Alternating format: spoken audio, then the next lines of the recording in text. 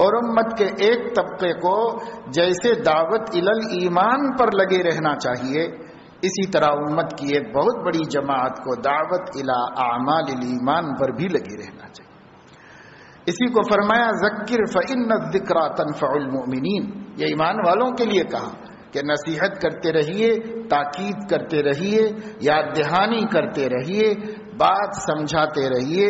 ایمان والوں کو سمجھانا اور یاد دلانا نفع دیتا ہے۔ تو اس لیے ایمان والوں میں یہ محنت ہے اور بے ایمانوں میں بھی دعوت کی محنت ہے۔ تو دعوت کا اطلاق ایمان کی طرف بلانے پر بھی ہوتا ہے اور دعوت کا اطلاق ایمان والے اعمال کی طرف بلانے پر بھی ہوتا ہے۔